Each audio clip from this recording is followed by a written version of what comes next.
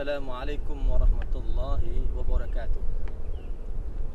Alhamdulillahilladzi anzala ala 'abdihi al-kitaba wa lam yaj'al lahu 'iwaja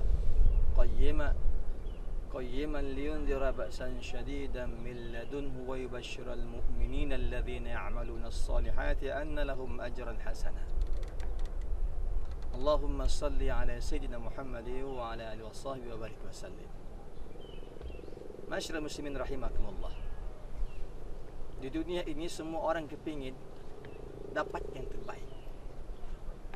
Semua orang ingin dapat yang paling banyak. Tak ada orang ingin mendapatkan yang paling jelek sedikit-sedikit. Pasti semua ingin yang banyak sesuai dengan keinginan. Tapi ingatkah kita, seluruh perbuatan kita, seluruh amal kita itu akan kecil di mata Allah Subhanahu wa taala. Apa sebabnya? Dikarenakan niat. Betapa banyak amal yang besar, lebih besar daripada gunung, tapi jadi kecil gara-gara niatnya yang salah.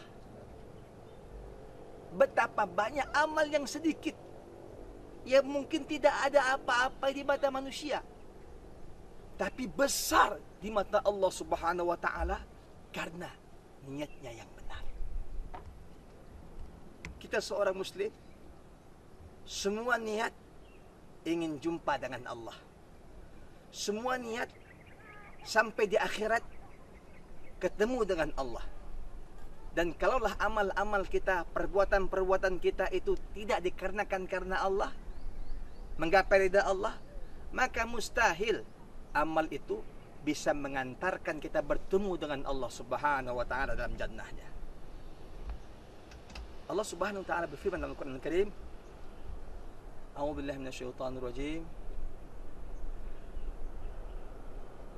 Bismillahirrahmanirrahim. Yauma la yunfa'u malu wala banun illa man atallahu biqalbin salim.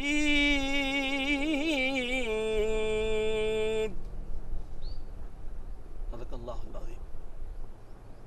Yauma la yunfa'u malu wala banun illa man atallahu biqalbin salim. Hari di mana tidak ada manfaat lagi harta dan anak-anak kecuali orang yang berjumpa dengan Allah dengan hati yang selamat. Masyarakat muslimin wal muslimat rahimakumullah. Hati yang bagaimana yang selamat? Hati yang senantiasa ingat kepada Allah. Hati yang senantiasa kalau beramal niatnya karena Allah. Kata Rasulullah SAW dalam sebuah hadis yang sahih, disebutkan sama Umar bin Khattab radhiyallahu anhu, Nabi bersabda, "Innama a'malu binniyat, fa innama likulli imri'in ma nawa. Faman kana hijratu ila Allah wa rasulih, fa hijratu ila Allah wa rasulih. Faman kanat hijratuhu lid-dunya yusibuha aw bi imra'atin yankihuha, fa hajaru ma ilaihi." Kata Nabi, amal itu bergantung kepada niat. Dan orang akan mendapatkan apa yang dia niatkan. Di masa Rasulullah hijrah ke Madinah dengan para sahabat, Nabi sebutkan hadis ini. Kalau hijrahnya karena Allah dan Rasul,